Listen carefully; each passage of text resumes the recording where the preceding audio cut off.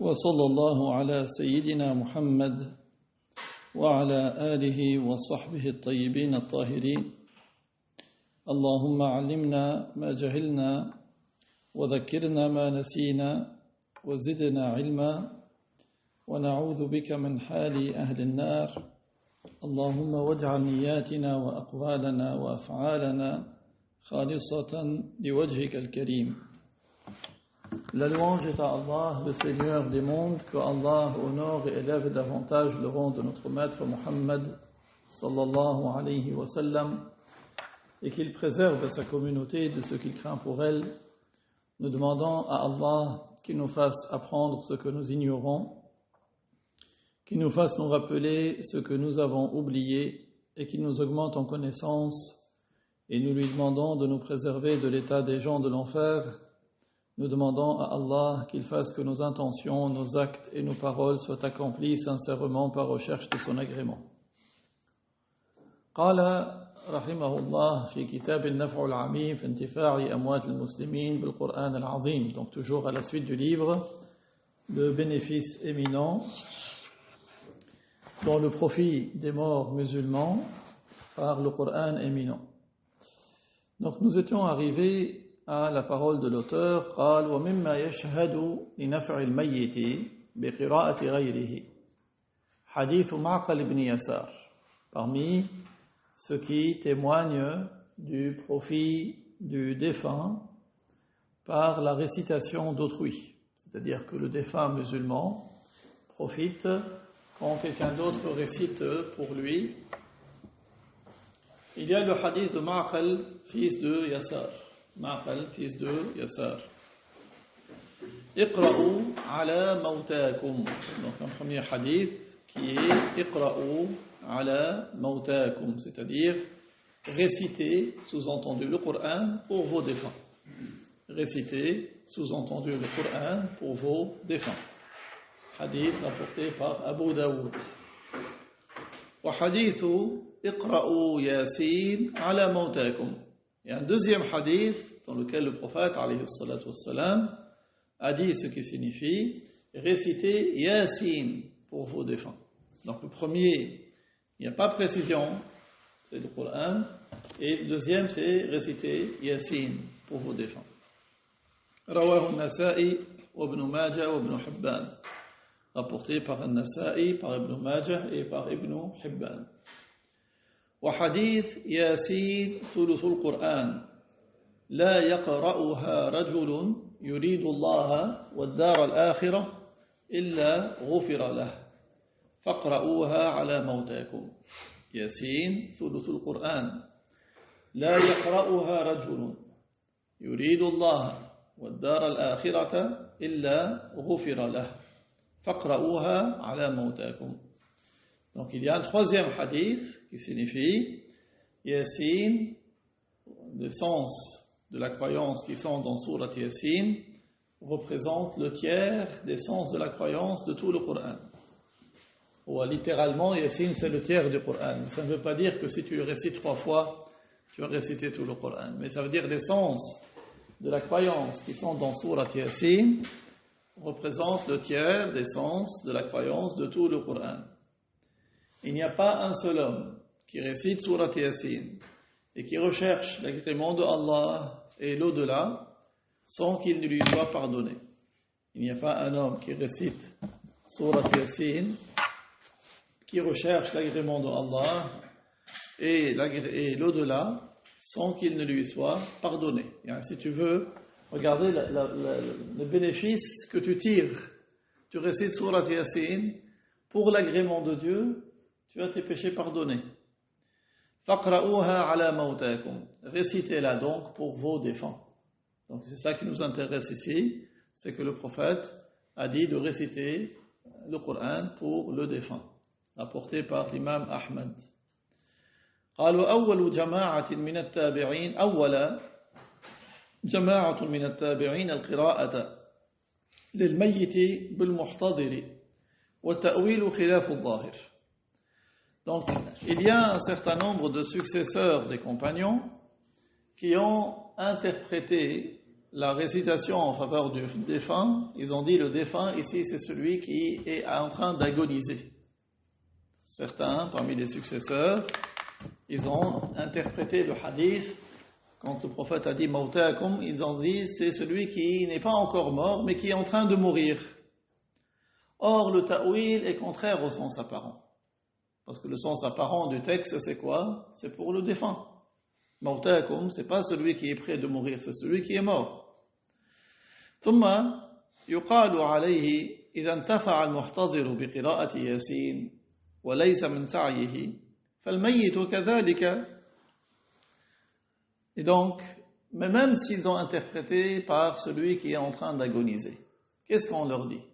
On leur dit, si celui qui est en train d'agoniser profite par la récitation de Yassine, alors que ce n'est pas lui qui est en train de réciter, c'est quelqu'un d'autre qui récite, et lui il profite, alors le mort également profite. Ce n'est pas lui qui récite, mais il profite de la récitation de celui qui est en train de réciter pour lui.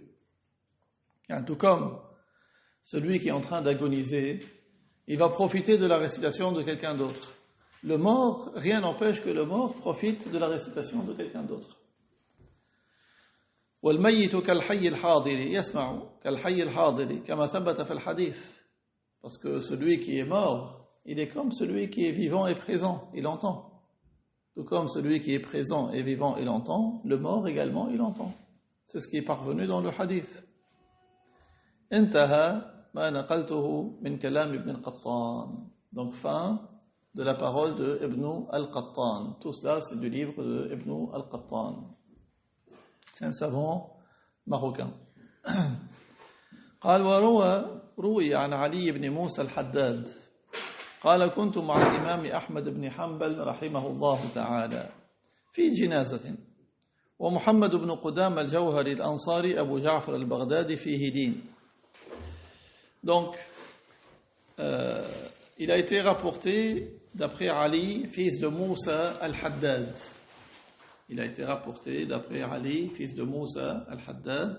Il a dit, j'étais en compagnie de l'imam Ahmad ibn Hanbal, que Dieu lui fasse miséricorde, dans un convoi funéraire. Donc il a dit, j'étais avec l'imam Ahmad dans un convoi funéraire. Et il y avait avec nous Muhammad, fils de Qudama, al-Jawhari al-Ansari. Il y avait avec nous une troisième personne, qu'il surnommait Abu Ja'far al-Baghdadi. Muhammad, fils de Qudama, al-Jawhari al-Ansari, Abu Ja'far al-Baghdadi. Donc après, il a dit quel était son niveau dans la chaîne de transmission. Il a dit فيه لين وقال أبو داود ضعيف وروى له البخاري في خبر القرآن خبر قراءة الخلف الإمام مات سنة 37 و200. Donc c'est un homme qui est mort en 237 de l'Hégire. D'accord. Donc il a donné son niveau du point de vue de la chaîne de transmission. قال معنا قال فلما دفن الميت جاء رجل ضرير يقرأ عند القبر. Regardez comment les imams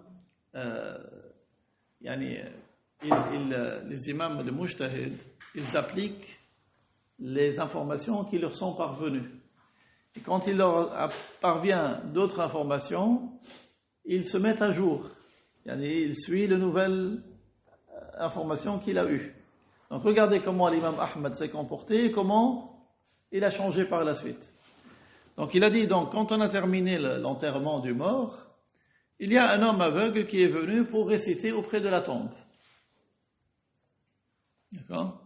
فقال له أحمد يا هذا إن القراءة عند القبر بدعة. Alors l'imam Ahmad, qu'est-ce qu'il lui a dit? Il lui a dit, réciter au niveau de la tombe, c'est une bid'a. C'est quelque chose qui est une innovation. قال فلما خرجنا من المقابر قال محمد بن قدامة لأحمد. Donc il a dit, quand nous sommes sortis du cimetière, Muhammad ibn Qudama, c'était cet homme qui était avec eux, s'est adressé à l'imam Ahmad. Regardez comment, c'est pas des relations conflictuelles où il parle, il donne la parole avec l'argument et l'autre il est réceptif, il écoute. Regardez comment c'est des gens de très grand niveau. قال له يا أبا عبد الله ما تقول في مبشر بن إسماعيل الحلبي. Il lui a dit, oh Abu Abdullah, regardez, quand il s'est adressé à lui, il s'est adressé par son surnom. Ça, c'est une forme respectueuse de s'adresser à quelqu'un, de lui dire Abou un tel. Généralement le père de son fils, ou même si ce n'est pas son fils, mais ça peut être un surnom. D'accord? Il lui dit Abou Abdullah, que dis-tu à propos de Mubashir, fils de Ismaïl al-Halabi? Qu'est-ce que tu dis à propos de cet homme, Mubashir, fils de Ismaïl al-Halabi? Abi Ismaïl al-Kalbi, مولاهم صدوق مات سنة 200 بحلب روى له الجماعة. Donc, et après, il dit qui est-il exactement. Il est mort à Alep et un certain nombre de personnes ont rapporté de lui. فقال ثقة. L'imam Ahmad, quand il lui a dit qu'est-ce que tu dis de cet homme, il lui a dit c'est quelqu'un de confiance. Parce que l'imam Ahmad, c'est un hafid. Un hafid, c'est-à-dire il connaît le degré de fiabilité des gens. Il lui dit c'est thiqa, c'est quelqu'un de confiance. Très bien. Regardez comment. Donc quand tu as un argument, parfois tu ne veux pas directement. Tu mâches, tu prépares le terrain.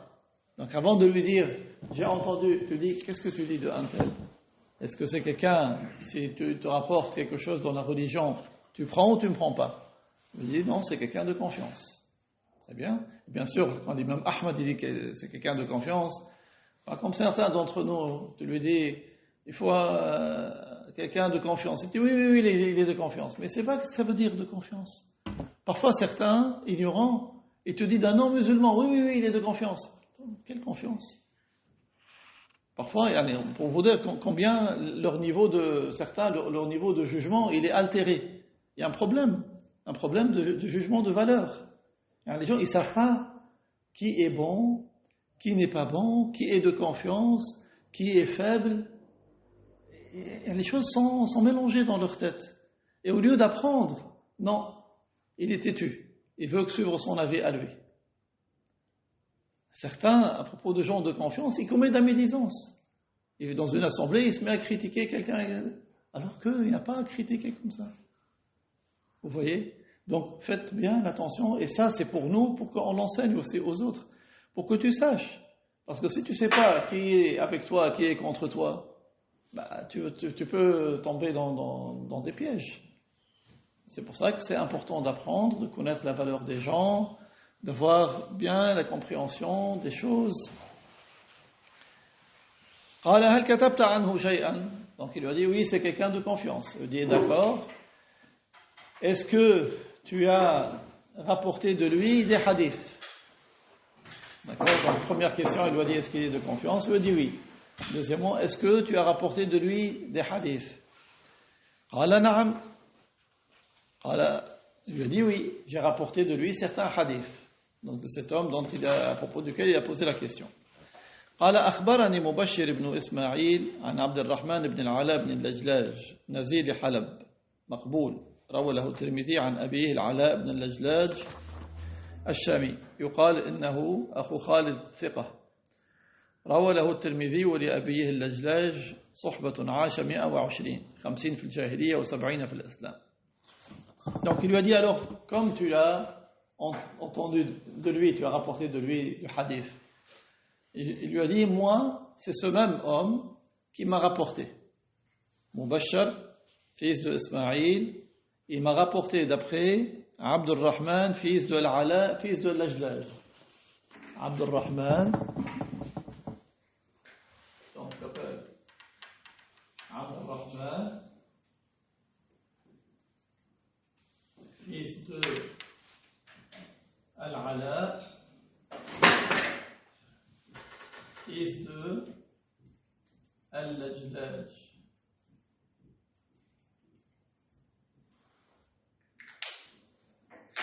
Donc, c'est celui-là qui lui a rapporté. Et celui-là, c'est le fils de Al-Ala, fils de Al-Lajlaj. On voit que celui-là, il le rapporte de son père d'après son grand-père. Et si son grand-père, c'était un compagnon. D'accord. قال أخبرني مبشر fils de Ismaïl d'après Abdurrahman fils de Al-Ala fils de Al-Lajlaj. D'après Abdurrahman fils de Al-Ala fils de Al-Lajlaj. D'après son père, donc il a dit c'est quelqu'un qui est installé à Halab. Cet homme Abdurrahman, il s'est installé à Halab, il s'est établi à Halab. Halab c'est où? Halab c'est en Syrie, Alep.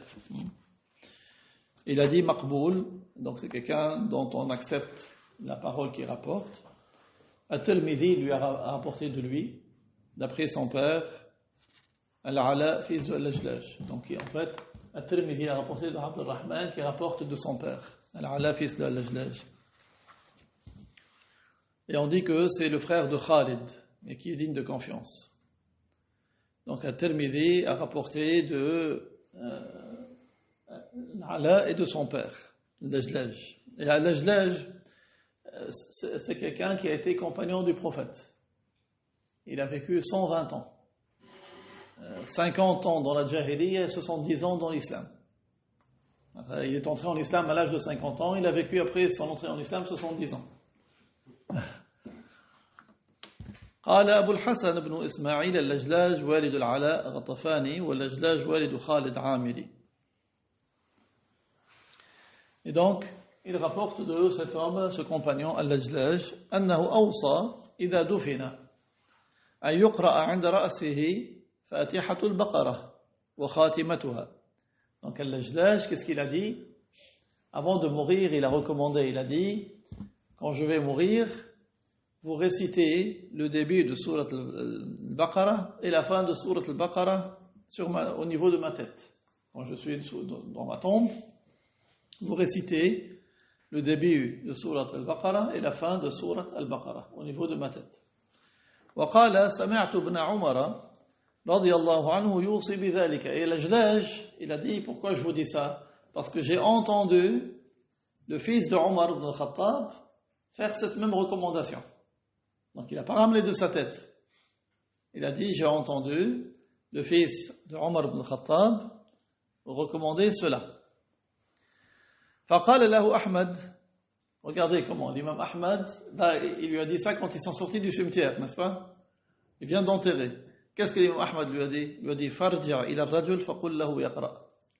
Va retourner auprès de l'homme et dis-lui qu'il le récite. Regardez comment ces savants, comme notre maître Omar, vous vous rappelez, quand il est descendu et que la femme lui a dit tu viens de dire quelque chose qui n'est pas conforme au Coran, tout de suite, il est revenu, il a corrigé. C'est comme ça que sont les savants pieux qui craignent Dieu, ils sont modestes. C'est pas comme certains, oh, qu'est-ce que les gens vont penser de moi? Hein? Il y a des gens qui vivent par les gens. Hein? Celui qui est sincère, que les gens fassent son éloge ou qu'ils disent du mal de lui, ça lui est égal. Celui qui est sincère, que les gens disent du bien de lui ou qu'ils disent pas du bien de lui, ça ne change rien pour lui. Parce qu'il sait que ce qui compte, c'est quoi? L'agrément de Dieu. C'est ça qui compte. C'est ça qui compte, c'est l'agrément de Dieu. C'est pas quand tu seras dans ta tombe, voilà, au jour du jugement, si tu vas ramener 1 million de personnes qui ont voté pour toi, ça va changer quoi?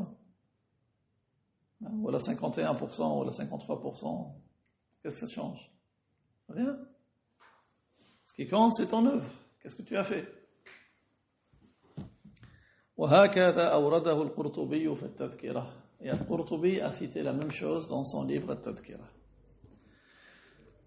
قال وعند الطبراني من طريق عبد الرحمن بن العلاء بن اللجلاج. Donc Tabarani, maintenant ça on a dit que ça c'est une chaîne chez l'imam Ahmed, puisque l'imam Ahmed il a accepté cela. Donc il a validé qu'on récite le Coran sur la tombe d'un mort. Parce que c'est un compagnon qui a entendu d'un autre compagnon. D'accord? Et maintenant, At-Tabarani, c'est un autre hafid, il a rapporté, toujours par le même Abdurrahman, fils de Al-Ala, fils de Al-Lajlaj, qala li abi. Donc, Abdurrahman, il a dit, mon père m'a dit. Donc, on va voir que ici, donc, dans Tabarani, il y a une petite anomalie. Il a dit, qala li abi, alors que normalement, c'est Al-Lajlaj, c'est pas Al-Ala qui a entendu Ibn Omar. D'accord? قال لأبي يا بني إذا وضعتني في لحدي فقل بسم الله وفي سبيل الله وعلى ملة رسول الله. بسم الله وفي سبيل الله وعلى ملة رسول الله. Donc il lui a dit, quand tu vas me mettre dans mon lahad, Bismillah wa fi sabilillah, tu dis quand tu vas m'enterrer, wa ala millati rasulillah. Ça veut dire, quand tu vas m'enterrer, tu dis Bismillah, je commence par le nom de Allah, wa fi sabilillah, dans la voie qu'Allah a agréée, par recherche de sa récompense, wa ala millati rasulillah, conformément à la religion du messager de Allah, conformément à la religion de l'islam. Quand tu vas me mettre dans mon lahad, voilà le lahad, c'est celui-là. Ça c'est al-lahad. Lahad c'est quand la tombe, quand la terre, elle est dure. La terre elle est dure, elle ne s'effondre pas. Donc qu'est-ce que c'est recommandé d'enterrer dans un lahad? On creuse vers le bas, puis on creuse latéralement. Ça c'est une coupe. D'accord? Vous voyez? Donc on creuse vers le bas, puis on creuse une paroi latérale. Et c'est là qu'on met le mort. Puis on met des briques pour que lorsqu'on remet la terre ne tombe pas directement sur le corps. Il est dans une petite cavité. Ça s'appelle al-lahad. Ça c'est quand la terre elle est dure, elle ne va pas tomber. Oui. Mais quand la terre elle est meuble, elle est plus souple, qu'est-ce qu'on fait? On creuse, puis au fond on creuse un autre trou. Ça aussi c'est une autre... ça s'appelle la shaq. Et on met le mort dans la cavité qui est en dessous et on couvre avec des pierres ou des planches ou du béton, ça dépend. Et après on remet la terre de sorte à ce que ça ne vienne pas directement sur le corps. Vous voyez, ça c'est quand la terre elle s'effrite, elle tombe, elle ne tient pas. On ne peut pas faire cette cavité latérale, on fait comme ça. Vous voyez, c'est ça la sunna. Donc il a dit quand tu vas me mettre dans mon lahad, tu dis Bismillah, wa fi sabilillah, wa ala millati rasulillah, et après et ensuite tu vas remettre la terre sur dans la tombe. ثم اقرأ عند رأسي بفاتحة البقرة وخاتمتها. Il dit ensuite tu récites au niveau de ma tête le début de Al-Baqarah et la fin de Al-Baqarah. Tu récites au niveau de ma tête le début de Al-Baqarah et la fin de Al-Baqarah. قال فإني سمعت رسول الله صلى الله عليه وسلم يقول ذلك. Donc il lui a dit j'ai entendu le messager de Allah صلى الله عليه وسلم dire cela. هكذا هو عند الطبراني وكأنه سقط منه فإني سمعت أبي يقول سمعت رسول الله. Donc il a dit c'est comme ça que At-Tabarani il a rapporté, mais parce que il a dit au lieu de dire j'ai entendu mon père dire j'ai entendu le messager de Allah, il a dit j'ai entendu le messager de Allah. Donc le mot mon père on dirait qu'il manque dans la version de At-Tabarani. Saqat yani manque. Ok, saqat. C'est le verbe tomber, mais ça veut dire que c'est quelque chose qui manque. Donc dans la chaîne, c'est cette expression qui manque. فَأَنَّ الصُّحْبَةَ لِلَّجْلَاجِ لَا لِلْعَلَى. Parce que celui qui était compagnon, c'était Al-Lajlaj, et non pas Al-Ala. Donc Al-Ala, il ne pouvait pas entendre le messager. C'est son père qui avait entendu le messager. قال وأما قول ابن عمر فقد روي مرفوعا رواه البيهقي في الشعب عن ابن عمر. Alors pour ce qui est de la parole du fils de Omar, parce que dans la version d'avant c'était le fils de Omar qui avait demandé à ce qu'on lui récite le début de Surat al-Baqarah et la fin de Surat al-Baqarah au niveau de sa tête. Eh bien Al-Bayhaqi a rapporté le même hadith de Ibn Omar mais rapporté au prophète. Quand on dit marfou', c'est-à-dire avec une chaîne de transmission qui remonte jusqu'au prophète. Donc Al-Bayhaqi dans Al-Shu'ab, Shu'ab al-Iman. عن ابن عمر قال سمعت رسول الله صلى الله عليه وسلم يقول إذا مات أحدكم فلا تحبسوه. Donc d'après le fils de Omar ibn Khattab, qu'Allah l'agrée, il a dit ce qui signifie j'ai entendu le messager de Allah sallallahu alayhi wa sallam dire ce qui signifie lorsque l'un d'entre vous meurt, ne le retenez pas. وَأَسْرِعُوا بِهِ إِلَى قَبْرِهِ. Et empressez-vous de l'emmener à sa tombe. Quand l'un d'entre vous meurt, ne le retenez pas et empressez-vous de l'emmener à sa tombe. وليقرأ عند رأسه بفاتحة الكتاب بفاتحة البقرة وعند رجليه بخاتمة سورة البقرة. Et qu'on récite au niveau de sa tête le début de Al-Baqarah et au niveau de ses pieds la fin de Surat Al-Baqarah. رواه الطبراني وكذلك. إلا أنه قال عند رأسه بفاتحة الكتاب والباقي سواء. Donc ça c'est chez Al-Bayhaqi. Vous avez vu comment il rapporte du fils de Omar qui rapporte du prophète alayhi salatu wassalam. Et Al-Tabarani il a une autre version dans laquelle il a dit qu'on récite au niveau de sa tête la Fatiha, pas la Fatiha d'Al-Baqarah, pas le début de Al-Baqarah, mais la Fatiha carrément. D'accord, c'est une différence. Et le reste c'est la même chose, c'est-à-dire au niveau de ses pieds la fin de Surat Al-Baqarah. Vous voyez donc combien il y a de preuves qu'il est permis de réciter le Coran en faveur du défunt.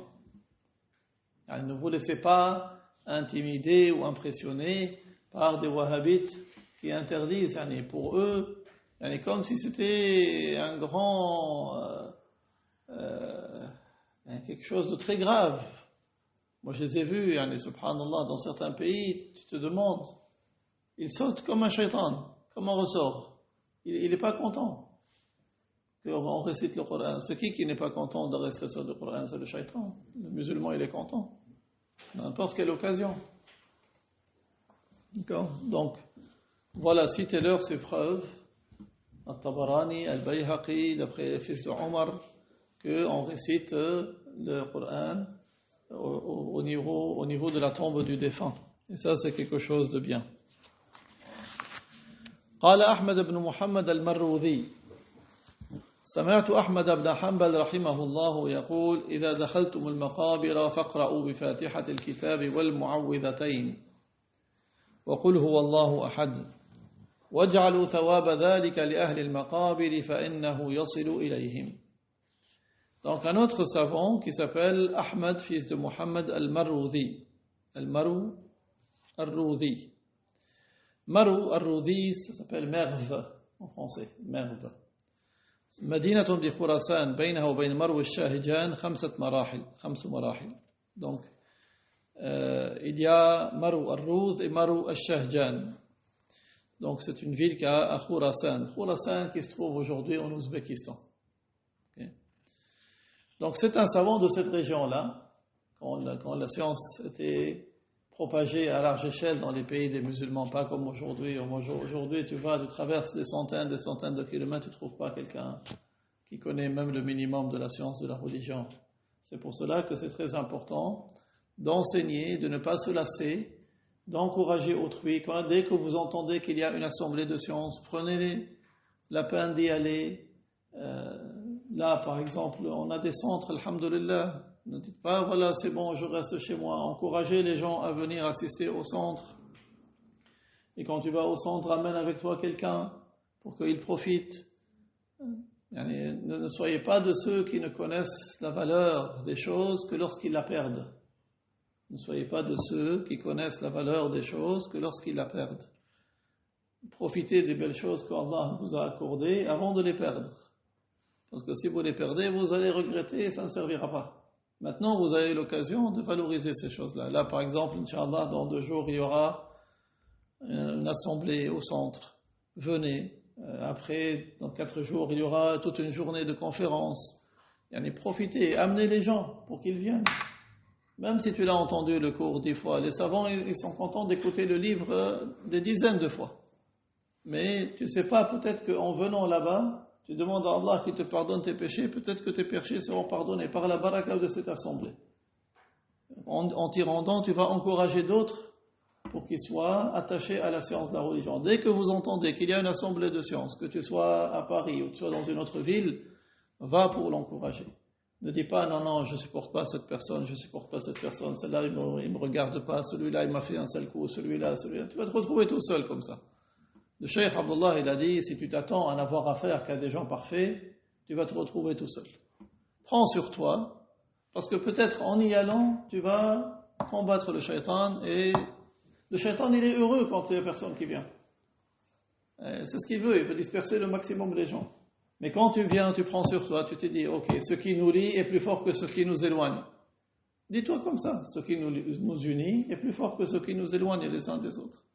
Et, Inch'Allah, comme ça, on s'entraide pour redonner le bien, interdire le mal. Ça, c'est très important. Et surtout, soyez vigilants. Si jamais vous entendez quelqu'un qui commence à faire la médisance d'un des frères ou d'une des sœurs, arrêtez-le net. Parce que c'est ça la médisance, c'est ça qui va diminuer l'ardeur des gens. Il y a des gens qui aiment parler dans le dos des autres. Devant lui, il lui sourit, ah, masha'Allah, et après, il le poignarde. Si toi, tu entends quelqu'un qui te fait la médisance, tu lui dis stop. Tu n'as pas à faire la médisance d'un musulman. Tu as un problème, tu as remonté quelque chose, pourquoi tu en parles aux gens? Si c'est vrai ce que tu dis, va lui parler directement, mais ne parle pas aux gens. Si tu n'arrives pas à parler, parle aux responsables, ne parle pas aux gens. D'accord? C'est pas comme ça que tu vas soigner. Donc ça, c'est très important, d'arrêter la médisance, de ne pas laisser libre cours à la médisance. Alors, qu'est-ce qu'il a dit Ahmed ibn Muhammad al-Marwazi? J'ai entendu Ahmed ibn Hanbal, que Dieu lui fasse miséricorde, dire, quand vous entrez dans les cimetières, pourquoi vous rentrez dans le cimetière? Pour visiter les morts. Alors, récitez la Fatiha. La Fatiha. Vous savez que la Fatiha, quand elle a été révélée à notre prophète, le shaitan, il a hurlé de malheur. Le shaitan, il a hurlé de malheur quand il a été chassé du paradis. Il a hurlé de malheur quand notre prophète Muhammad alayhi salatu wassalam, il est né. Il a hurlé de malheur quand Surat al-Fatiha a été révélée. Donc, qu'est-ce que nous récitons quand nous rentrons dans les cimetières? Surat al-Fatiha. Faqra'u Fatihat al-Kitab. Wal mu'awwidhatayn wa qul huwa Allahu ahad. Récitez les deux mu'awwidhat et qul huwa Allahu ahad. C'est quoi les deux mu'awwidhat? Qul a'udhu bi rabbil falaq et qul a'udhu bi rabbin nas. C'est ça les deux mu'awwidhat. Quand tu rentres dans un cimetière, tu récites le Fatiha, qul huwa Allahu ahad, qul a'udhu bi rabbil falaq et qul a'udhu bi rabbin nas. وَاجْعَلُوا ثَوَابَ ذَلِكَ لِأَهْلِ الْمَقَابِرِ فَإِنَّهُ يَصِلُ إِلَيْهِمْ. Et faites en sorte que la récompense de ce que vous avez récité soit pour ceux qui sont dans les cimetières, dans les tombes. Les habitants du cimetière, les morts qui sont enterrés. Et qu'est-ce qu'il a dit? La récompense leur parviendra. La récompense leur parviendra. كذا أورده عبد الحق الأزدي في كتاب العاقبة عن أبي بكر أحمد بن محمد المروذي على الصواب.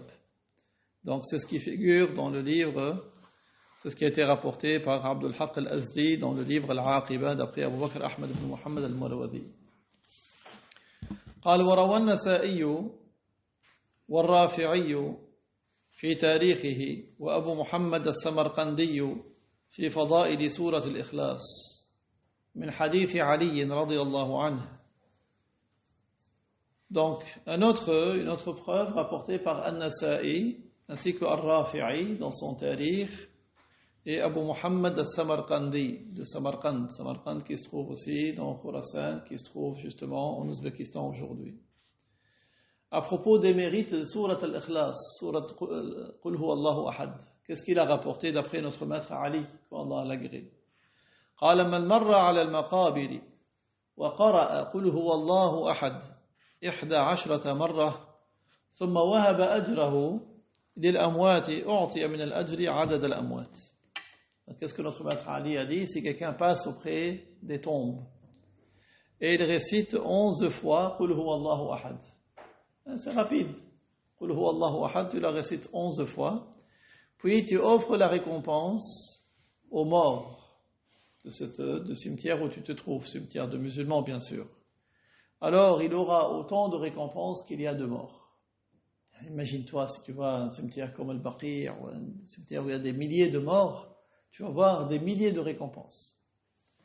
قال الشمس بن القطان ولقد حكى لي من أثق به من أهل الخير أنه مر بقبور فقرأ قل هو الله أحد وأهدى ثوابها لهم فرأى واحدا منهم في المنام وأخبره بأن الله تعالى غفر له ولسائر القبور فخصه ثواب رأس واو من سورة قل هو الله أحد وتقسم الباقون باقيها ببركة سورة قل هو الله أحد.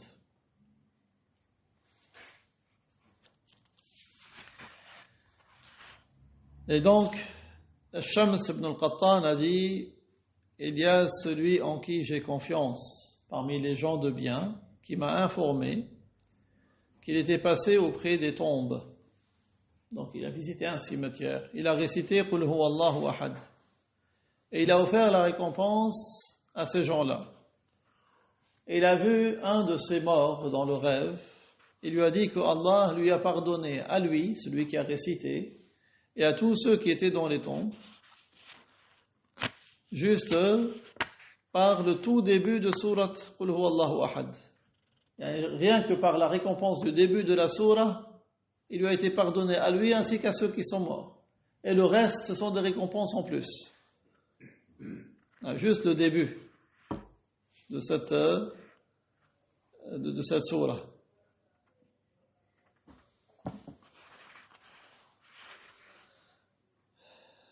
وفي العاقبة لعبد الحق قال حدثني أبو الوليد إسماعيل بن أحمد عرف بابن أفريد وكان هو وأبوه صالحين معروفين قال لي أبو الوليد مات أبي رحمة الله عليه فحدثني بعض إخوانه ممن يوثق بحديثه نسيت أن اسمه قال لي زرت قبر أبيك فقرأت عليه حزبا من القرآن ثم قلت يا فلان هذا قد أهديته لك فماذا لي قال فهبت علي نفحة مسك غشيتني وأقامت معي ساعة ثم انصرفت وهي معي فما فارقتني إلا وقد مشيت نحو نصف الطريق. Et dans l'Aqiba, toujours de Abd al-Haq, il a dit Abu al-Walid Ismaïl, fils de Ahmad, qui était surnommé Ibn Afrid, probablement du Maroc. Il était lui et son père des vertueux qui étaient très connus. Abu al-Walid m'a dit, mon père est mort, que Dieu lui fasse miséricorde. Un de ses frères, quand il dit ses frères, c'est-à-dire ces gens qui étaient ses amis, ses frères de religion, de ceux en qui j'ai confiance en sa parole. J'ai oublié son prénom. Il m'a dit, j'ai visité la tombe de ton père. Donc il a raconté au fils de son ami. Il m'a dit, je suis parti visiter la tombe de ton frère, de ton père, et je lui ai récité un hizb du Coran. C'est hizb, c'est 1/60 du Coran. Dans le Coran, tout le Coran, il y a 60 hizb. Puis je lui ai dit, oh un tel, ça c'est mon cadeau pour toi. Et moi, qu'est-ce que j'ai? Donc c'est son ami. Il est mort avant lui, mais il lui a dit ça. Voilà, je t'offre cette récompense. Et moi, qu'est-ce que j'ai? Alors il a dit, j'ai eu un souffle de musc qui m'a embaumé, qui est venu de la tombe, qui m'a embaumé, et qui est resté avec moi longtemps. Et j'ai quitté, et ce souffle m'a accompagné jusqu'à la moitié du chemin. Il m'a quitté qu'après que j'ai fait la moitié du chemin. ثم قال الزبيدي وقال الحافظ ابن رجب روى جعفر الخلدي قال حدثنا العباس بن يعقوب بن صالح الأنباري سمعت أبي يقول رأى بعض الصالحين أباه في النوم فقال له يا بني لما قطعتم هديتكم عنا. Et Az-Zabidi, donc Az-Zabidi c'est qui est l'auteur de l'Ithaf, le commentaire de l'Ithaf, l'Ithaf de Sad al-Muttaqin. C'est le commentaire de l'Ithaf, Az-Zabidi, Khatimatul Lughawiyin, Muhammad Murtada Az-Zabidi, qui était le dernier des grands linguistes. Il est mort il y a un peu plus d'un siècle. Il rapporte de Hafid ibn Rajab. Il a dit, Ja'far al-Khaldi m'a rapporté, il a dit, Al-Abbas, fils de Yaqub, fils de Salih al-Anbari, m'a dit, j'ai entendu mon père dire, un vertueux a vu son père dans le rêve. Un vertueux a vu son père dans le rêve, lui a dit, mon fils, pourquoi tu ne nous offres plus de cadeaux? Il y a son père qui est mort. Il lui a dit, mon fils, pourquoi tu ne nous offres plus de cadeaux? قال يا أبتي وهل تعرف الأموات هدية الأحياء؟ Il a dit, mais mon père, comment les morts ils reçoivent des cadeaux des vivants? قال يا بني لولا الأحياء لهلكت الأموات. Il lui a dit, mon fils, s'il n'y avait pas eu les vivants, les morts seraient perdus. S'il n'y avait pas eu les vivants, les morts seraient perdus. Yani, autrement dit, offrez les cadeaux à vos défunts. votre père, votre grand-père, récitez-lui. N'est-ce pas, vous étiez content quand vous étiez petit, votre grand-père, il vous offrait des petits cadeaux, votre père vous a, après leur mort, rappelez-vous d'eux, offrez-leur, récitez la Fatiha, offrez-leur la récompense. Et notre cheikh a plus de mérite sur nous que nos parents, puisqu'il nous a enseigné ce qui est encore plus précieux. Donc c'est bien de se rappeler de notre cheikh, de lui offrir aussi des récompenses, de réciter le Coran, de lui offrir la récompense. C'est grâce à lui que nous avons appris tout cela. Que Dieu le rétribue en bien, il rétribue nos parents et rétribue notre cheikh. قال وروى ابن النجار في تاريخه عن مالك بن دينار قال دخلت المقبرة ليلة الجمعة فإذا أنا بنور مشرق فيها. Ibn al-Najjar a rapporté dans son tarikh d'après Malik ibn Dinar. Malik ibn Dinar, c'était un grand vertueux, un grand saint.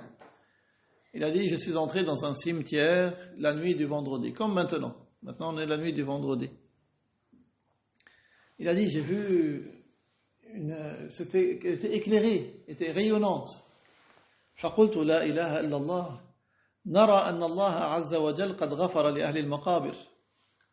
Donc, Malik ibn Dinar, il s'est dit, la ilaha illallah. Forcément, Allah, il a pardonné aux gens qui sont dans ce cimetière.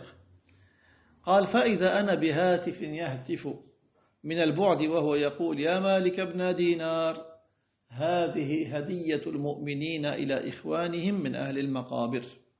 Alors Malik ibn Dinar, il a dit, j'ai entendu une voix de loin qui me disait, oh Malik ibn Dinar. Donc ce qu'il interpellait lui, ce que tu vois là, c'est cette lumière, cette sérénité, c'est le cadeau des croyants à leurs frères qui sont dans les tombes.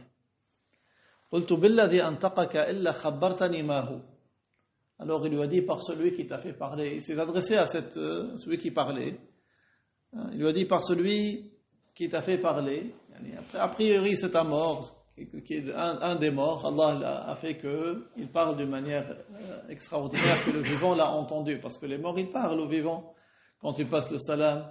Voilà, n'est-ce pas, dans le hadith de At-Talqin, vous connaissez tous le hadith de At-Talqin, quand on enterre le mort, on dit Ya Abdallah ibn Amatillah 3 fois. La première fois il dit, le mort il prend conscience. La deuxième, il s'assoit. La troisième fois, quand il appelle son prénom, il lui dit Arshidouni yarhamukumullah, guidez-moi, que Dieu vous fasse miséricorde. Mais celui qui est vivant, il n'entend pas. Mais celui qui est dans la tombe, il a fait un dua pour le vivant. Yarhamukumullah, il lui a dit, que Dieu vous fasse miséricorde. Donc c'est une preuve que le mort profite au vivant, puisqu'il fait des invocations. Mais on ne les entend pas habituellement. Allah a dévoilé pour Malik ibn Dinar. Il lui a dit, par celui qui t'a fait prononcer. Dis, explique-moi. C'est quoi? Comment tu me dis que Allah il a pardonné, on voit cette lumière? Explique-moi encore plus. قال رجل من المؤمنين قام في هذه الليلة.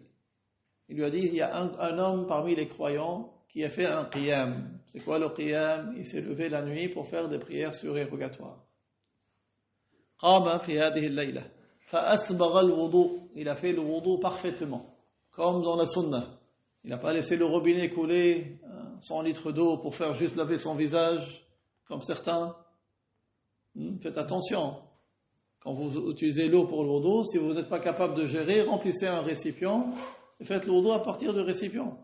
Mais laissez pas l'eau couler, juste tu touches avec la moitié du doigt si c'est froid ou si c'est chaud et oui ou pas, ça arrive. Et après, il prend juste un peu, et l'eau elle coule. Non. Il y a une méthode très très simple. Tu ouvres un peu du robinet, tu mets dans le creux de la main et tu fermes le robinet. Et après tu laves. Ouvres un peu, tu mets dans le creux de la main, tu laves et tu fermes le robinet et tu laves. Comme ça. Tac, tac, tac, tac. Si tu ne peux pas gérer, remplis un récipient et apprends à prendre le wudu du récipient. Même si tu es dans la mer, même si tu as la mer devant toi, tu ne gaspilles pas l'eau. Tu n'utilises pas beaucoup. Donc tu fais le wudu conformément à la sunna du prophète. Si vous voulez, un jour, je vous ramènerai, Inch'Allah, les talons du moud du prophète. Je l'ai à la maison. Inch'Allah, je vous le ramènerai. C'est quoi? Les talons, le volume du moud du prophète. un mot, comme ça, vous pouvez savoir même combien ça vaut un sa. Je vous le montrerai, Inch'Allah. Peut-être la semaine prochaine. Donc, il a fait le wudu, donc il lui dit, c'est quelqu'un qui a fait le qiyam pendant la nuit, il a fait le wudu parfaitement. وصلى ركعتين وقرأ فيهما فاتحة الكتاب وقل يا أيها الكافرون وقل هو الله أحد. Donc il a fait 2 rak'ah. Regardez quand tu es sincère, le peu d'actes, combien ça peut te donner de récompense. Il a fait 2 rak'ah. Dans la première, qu'est-ce qu'il a récité? قل يا أيها الكافرون. Dans la deuxième, qu'est-ce qu'il a récité? قل هو الله أحد. Il n'a pas récité beaucoup. وقال اللهم إني قد وهبت ثوابها لأهل المقابر من المؤمنين. Il a dit, oh Allah, je fais don de la récompense de ces 2 rak'ah aux habitants des tombes, à ceux qui sont dans les tombes, parmi les musulmans. C'est tout. Si chacun d'entre nous le fait, regardez. Et si tu enseignes aux gens à les faire à tes enfants, Inch'Allah, quand tu seras dans ta tombe, tu vas en profiter aussi. فأدخل الله علينا الضياء والنور والفسحة والسرور في المشرق والمغرب. Regardez ce qu'il a dit. Il a dit, Allah nous a amené la clarté, la lumière, l'élargissement et la joie en Orient et en Occident. Pour nous, les défunts des musulmans. Par ces 2 rak'ahs de quelqu'un qui est sincère, un homme vertueux. قال مالك بن دينار فلم أزل أقرأها في كل جمعة. Malik ibn Dinar, il a dit, je faisais ça tous les vendredis. فرأيت النبي صلى الله عليه وسلم في منامي يقول لي يا مالك قد غفر الله لك بعدد النور الذي أهديته إلى أمتي ولك ثواب ذلك. Donc il a dit, j'ai vu le prophète sallallahu alayhi wa sallam dans le rêve qui me dit, oh Malik, Allah t'a pardonné autant de fois que de lumière que tu as offert à ma communauté. Parce que le prophète, il aime le bien pour sa communauté. Il est content quand quelqu'un il œuvre en bien pour la communauté. Quand toi, tu propages la croyance que le prophète a enseignée. Quand toi, tu propages le Coran que le prophète a enseigné. Quand toi, tu propages le hadith du prophète. Le prophète, il est heureux, il est content pour cela. Donc c'est pour cela. Il lui a dit, Allah t'a pardonné à Malik ibn Dinar autant de lumière que tu as offert à ma communauté. Et tu as la récompense de cela, en plus. ثم قال لي وبنى الله لك بيتا في الجنة في قصر يقال له المنيف. Et il lui a dit, Allah t'a fait accorder un palais au paradis qui s'appelle Al-Munif. قلت وما المنيف؟ قال المطل على أهل الجنة. Il lui a dit, c'est quoi Al-Munif? C'est celui par lequel tu as une vue sur les gens du paradis. En hauteur. Regardez, avec les 2 rak'ahs, قل يا أيها الكافرون قل هو الله أحد. Les nuits du vendredi. Donc, est-ce que c'est quelque chose de difficile? Ce n'est pas difficile. Tu le fais avec la bonne intention, la bonne récitation, et tu offres la récompense aux défunts parmi les musulmans. Tu englobes tes parents, tes grands-parents, tes arrière-grands-parents, tous les musulmans. وقال السيوطي في شرح الصدور فصل في قراءة القرآن للميت أو على القبر. Donc As-Suyuti, dans son livre Sharh al-Sudur, a dit, chapitre, à propos de la récitation du Coran en faveur du défunt ou sur la tombe. قال اختلف في وصول ثواب القراءة للميت. Donc il a dit, il y a eu divergence. Est-ce que la récompense de la récitation parvient aux morts ou pas? فجمهور السلف والأئمة الثلاثة على الوصول. Donc il a dit, la majorité des gens du salaf et les 3 imams sont d'avis que la récompense arrive aux défunts. وخالف في ذلك إمامنا الشافعي رضي الله عنه. Et donc As-Suyuti, il a dit, notre imam al-Shafi'i a eu un avis divergent, que Dieu l'agrée. مستدلا بقوله تعالى وأن ليس للإنسان إلا ما سعى. Donc il s'est appuyé sur le verset 39 de Surat Al-Najm, et que l'homme n'aura la récompense que de ce qu'il a accompli. وأجاب الأولون عن الآية بوجوه. Mais les 3 autres imams, ils ont répondu à cet avis de Al-Shafi'i dans son explication de ce verset de plusieurs manières, de plusieurs points de vue. أحدها أنها منسوخة بقوله والذين آمنوا واتبعتهم ذريتهم بإيمان الآية أدخل الأبناء الجنة بصلاح الآباء. Et donc certains ont dit que ce verset a été abrogé. Pas été abrogé, c'est le verset 39 de Surat Al-Najm. Il a été abrogé par le verset 21 de Surat At-Tur, dans lequel on comprend que les enfants sont entrés au paradis grâce à la vertu de leurs parents. Donc ça veut dire que la personne n'a pas uniquement ce qu'elle a œuvré. Elle peut bénéficier de l'acte d'autrui. Donc justement, parce que les parents ont été vertueux, ils ont été la cause de l'entrée au paradis de leurs enfants. Ça, c'est une preuve que l'ancien verset a été abrogé. قال والثاني أنها خاصة بقوم إبراهيم وموسى عليهما السلام فأما هذه الأمة فلها ما سعت وما سعي لها قاله عكرمة. Deuxième point de vue de réponse à ce verset, à cet avis de Al-Shafi'i, c'est que le verset en question de Surat Al-Najm, il est spécifique à la communauté de Moussa et à la communauté de Ibrahim. C'est dans leur communauté que la personne d'entre eux qui meurt n'aura la récompense que de ce qu'elle a œuvré. La personne ne gagne pas la récompense de l'œuvre de quelqu'un d'autre.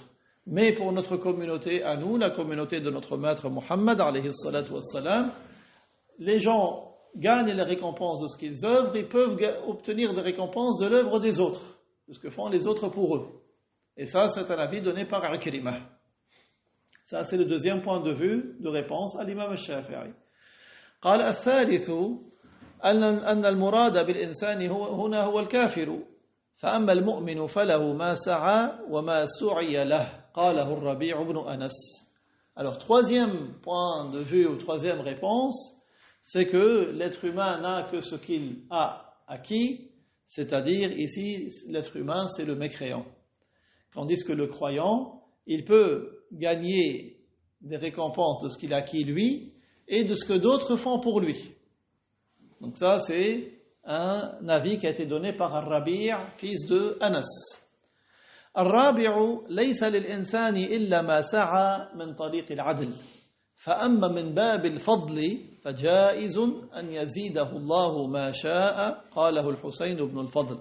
Alors, quatrième point de vue de réponse à cet avis de Al-Shafi'i, c'est que la personne n'a de récompense que de ce qu'elle a œuvré, de ce qu'elle a acquis elle-même. Ça, c'est au titre de la justice de la part de Dieu. Allah, il t'accorde. Mais au titre de la grâce que Allah accorde, il peut multiplier, il peut accorder, c'est possible que Allah augmente davantage que ce que tu as fait. Il se peut que Allah te donne des récompenses de ce que d'autres font. Et ça, c'est au titre de la grâce de la part de Dieu. C'est une grâce de la part de Dieu.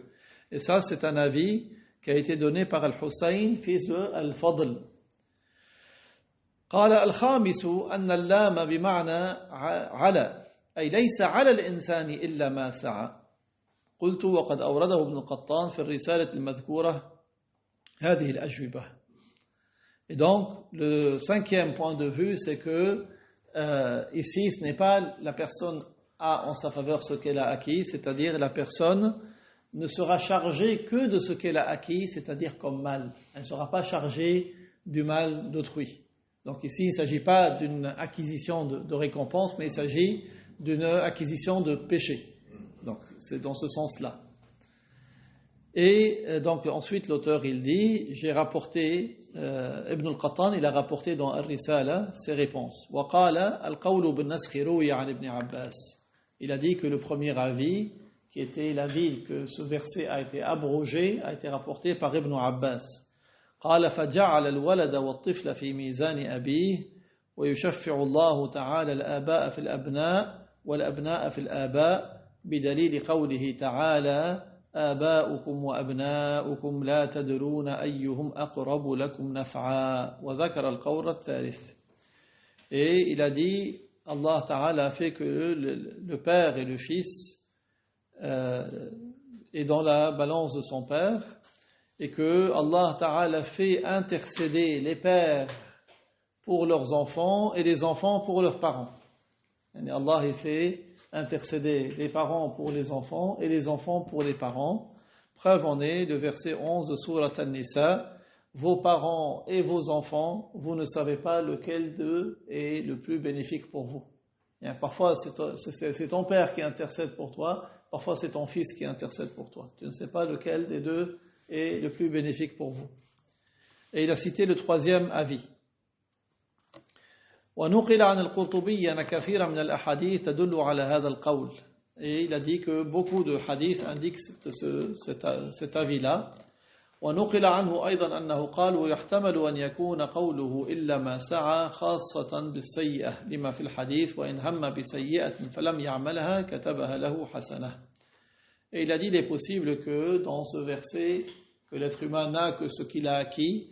Ce qu'il a acquis ici fait référence en particulier aux mauvaises actions. C'est en raison du hadith, lorsque l'un d'entre vous envisage de faire une mauvaise action et il ne l'a pas faite, c'est-à-dire il a, par crainte de Dieu, il n'a pas voulu la faire, il a obéi à Dieu, pour son obéissance à Dieu, il lui sera inscrit une bonne action. Le fait qu'il ait obéi à Dieu, le fait qu'il ait évité le péché parce que c'est un péché, il gagne une bonne action. هذا شيء مما ورد في هذا الباب. C'est quelques rappels. Inch'Allah, le livre n'est pas fini. Nous poursuivrons, Inch'Allah, une autre fois. Avant de finir, on prend quelques informations utiles pour la baraka. Allah, Allah. La ilaha illallah. Shaykhuna, rahimahullah, قال notre cher Cheikh Abdullah il a dit إني والحمد لله لما كنت في سوريا قبل أن أسكن لبنان كان طعامي الخبز والشاي واللبن الرائب وأحيانا البندورة. Cheikh Abdullah a dit par la grâce de Dieu quand j'habitais en Syrie avant que je ne vienne m'installer au Liban, ma nourriture c'était du pain, du thé et du lait caillé. Et de temps en temps des tomates, du pain, du lait, du thé et du lait caillé, et de temps en temps de la tomate. وَلَمْ أَشْتَرِ قَطُّ اللَّحْمَ. Il a dit je n'ai jamais acheté de la viande. Il a vécu en Syrie, il n'a jamais acheté de la viande. قال وقد قال المسيح عيسى عليه السلام لبس المسوح واستفاف الرماد والنوم على المزابل كثير على من يموت. Et notre maître Isa alayhi salam a dit le fait de porter du tissu qui n'est pas travaillé, de la laine. Vous savez, certains tissus ils sont de la laine et ça pique la peau parce que c'est pas tendre. Donc si quelqu'un mettait cela et s'il mangeait de la cendre et dormait dans les décharges, ça, c'est beaucoup pour celui qui va mourir. Ça veut dire que le bas monde n'est pas ce que recherchent les vertueux. Les vertueux sont ascètes, ils sont détachés du bas monde. Regardez comment notre cheikh, il habitait dans une mosquée, il mangeait de cela. Pourquoi ? Pour diffuser la science. C'est pas parce qu'il était incapable. Certains, ils font ça parce qu'ils sont incapables, parce qu'ils ne peuvent pas faire autrement. Mais lui, il pouvait.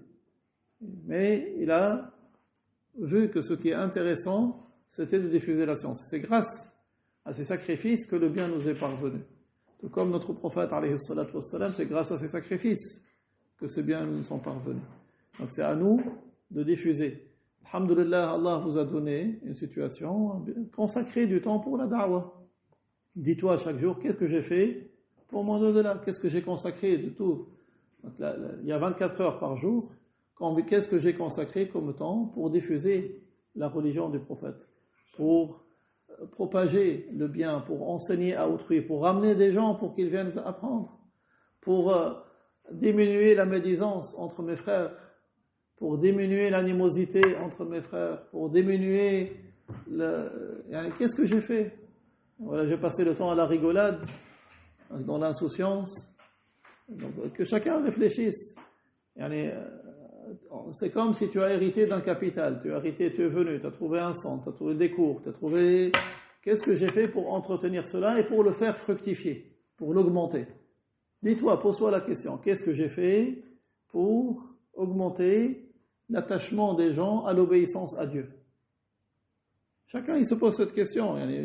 C'est pas tu vis comme ça, comme tu sors, tu sais pas où tu vas, où tu viens, qu'est-ce que tu fais. Non, réfléchis, pose-toi des questions. Est-ce que j'ai veillé à ce que je diminue l'animosité entre les gens? Est-ce que j'ai veillé à augmenter l'amour entre les gens? Est-ce que j'ai veillé à augmenter l'obéissance à Dieu? Est-ce que j'ai veillé à augmenter l'amour des musulmans pour le prophète, pour notre cheikh, pour les gens de vertu? Notre cheikh est d'autre que lui. On cite le cheikh parce qu'on l'a vu, parce qu'on l'a côtoyé, mais les vertus en général. Pourquoi est-ce qu'on doit aimer les vertus? Parce que ce sont des modèles, des exemples pour nous. D'accord? Donc c'est très important que chacun d'entre nous, c'est pas que chacun il tire de son côté, allez on donne un petit poste, ça y est, il se met dans la poche l'argent de la zakat. Ramenez-moi la zakat, ramenez-moi. C'est quoi ça? Donnez-moi le téléphone des sœurs, celles qui ne sont pas mariées, qui ont un salaire. C'est quoi ça? On est où? On est où?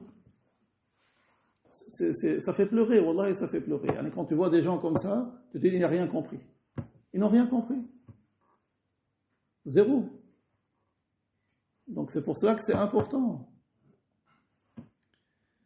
الشيخ حسان قال الرجل الصالح كان يأتي إلي لما كنت في الشام كان يقول لي على وجه المباسطة لا يوجد إلا الشاي والخبز. Donc Cheikh Abdullah a dit, Cheikh Hassan, c'était un grand saint aussi. Il me rendait visite de temps en temps. Et quand il venait, quand j'étais à Damas, il me disait par plaisanterie, il me dit, tu n'as rien d'autre que du pain et du thé, il n'y a rien d'autre chez toi à manger. C'est par plaisanterie. Vous voyez? Donc, regardez ces gens vertueux. Ce sont des exemples pour nous. Et je vous raconte une autre qui est très très belle aussi. كان سيدنا عمر بن عبد العزيز رضي الله عنه يكتب ذات ليلة وعنده ضيف. Notre maître Omar ibn Abdel Aziz, c'est qui Omar ibn Abdel Aziz? Certains, ils connaissent Kylian Mbappé, ils savent pourquoi il n'a pas été retenu cette année pour le match, il n'a pas été sélectionné. Il faut te donner tous les arguments, pourquoi Didier Deschamps l'a pas dit. Mais Omar ibn Abdel Aziz, c'est qui? Omar ibn Abdel Aziz. C'est bien, tu connais les choses d'aujourd'hui, tu connais aussi ton passé. Moi je connais aussi Kylian Mbappé, c'est pas que je ne connais pas, mais je ne perds pas mon temps. J'étais en train de conduire pour venir, j'ai entendu France Info, je serai là. D'accord, c'est important d'être au courant aussi. C'est pas que tu vis pas sur Mars. Il faut que tu sois au courant. Donc, notre maître Omar ibn Abdel Aziz, c'est qui? C'est un calife omeyyade qui était le mujaddid du 1er siècle de l'Égypte. Ok? Omar ibn Abdel Aziz. Il est descendant de notre maître Omar, qu'Allah l'agrée, et il était considéré comme calife bien guidé. Pourtant, il était à la fin du 1er siècle de l'Égypte. Il n'a pas gouverné longtemps, mais la justice était grande dans les pays des musulmans à son époque. Regardez c'est quoi son comportement. Et vous allez réfléchir. Après, vous allez vous rendre compte combien beaucoup d'entre nous sont à côté de la plaque. Qu'est-ce qu'il faisait? Il était en train d'écrire, il avait un invité chez lui. C'était qui, lui? C'était le gouverneur général des musulmans. Les musulmans, c'était pas le 19e. C'était du Maroc jusqu'à la Chine. C'est pas tout ça dans sa tête. Il gère les affaires des musulmans. Il y avait une chandelle, c'est pas l'électricité à l'époque, c'était une chandelle qui allait s'éteindre. Donc lui, c'était le gouverneur général des musulmans. Il avait un invité chez lui. فقال الضيف هل أقوم إلى المصباح فأصلحه. L'invité, regardez, c'est pas comme chez l'un d'entre nous, il rentre chez quelqu'un, paf, il s'assoit où il veut, il tend les pieds, ramène-moi. Non, c'est un invité, il a demandé l'autorisation. Est-ce que tu veux que j'aille réparer la chandelle? Vous voyez, regardez, le respect, et tu es chez quelqu'un, tu écoutes qu'est-ce qu'il te dit. Tu es chez lui, t'es pas chez toi. Même chez toi, tu ne vas pas te permettre de faire certaines choses. Donc tu es chez quelqu'un, tu lui demandes, est-ce que la chandelle allait s'éteindre, lui il était en train d'écrire. Est-ce que tu veux que j'aille réparer la chandelle? فقال لا ليس من الكرم استخدام الضيف. Il a dit non, ce n'est pas une forme d'honneur que de demander à mon invité d'être à mon service. Regardez la réponse. Tu as ton invité, C'est une occasion pour toi de gagner des récompenses. C'est pas pour le faire travailler, c'est toi qui vas être à son service. Première réponse. فقال لا ليس من الكرم استخدام الضيف. قال هل أنبه الغلام. Il lui a dit, est-ce que je dis au serviteur de le faire? Il s'est assoupi, le serviteur. قال لا هي أول نومة نامها. Il lui a dit, non, il vient de dormir. Regardez, comment? C'est le calife général. Il pense à l'intérêt des musulmans, même s'il a un serviteur. Mais c'est pas pour... c'est pour des choses qui sont de son niveau. Il vient de dormir, tu ne vas pas le réveiller, مسكين. Tu vas le réveiller, tu vas le casser son sommeil. فقال عمر رضي الله عنه وجعل الدهن في المصباح. فقام عمر رضي الله عنه وجعل الدهن في المصباح. Donc qu'est-ce qu'il a fait? C'est lui-même, Omar, le calife des musulmans, Ibn Abd al-Aziz. Il s'est levé et il a mis de l'huile dans la chandelle, parce que la chandelle c'est avec un combustible, c'est de l'huile. C'est lui-même qui s'est levé. فقال الضيف كيف قمت بنفسك يا أمير المؤمنين. L'invité lui a dit, mais comment tu t'es levé toi-même, ô émir des croyants? قال ذهبت وأنا عمر ورجعت وأنا عمر. Il a dit, je suis parti, je m'appelle Omar et je suis revenu, je suis Omar. Rien n'a changé de moi. Regardez comment c'est le gouverneur des musulmans. Voilà les responsables. Voilà les gens qui sont au service des musulmans. Que Allah fasse que nous soyons au service des musulmans. Barakallahu fikum. La ilaha illallah. La ilaha illallah. La ilaha illallah. اللهم صل على سيدنا محمد وعلى آله وصحبه وسلم. اللهم صل على سيدنا محمد وعلى آله وصحبه وسلم. اللهم صل على سيدنا محمد وعلى آله وصحبه وسلم. رب اغفر لي وللمؤمنين والمؤمنات. رب اغفر لي وللمؤمنين والمؤمنات. رب اغفر لي وللمؤمنين والمؤمنات.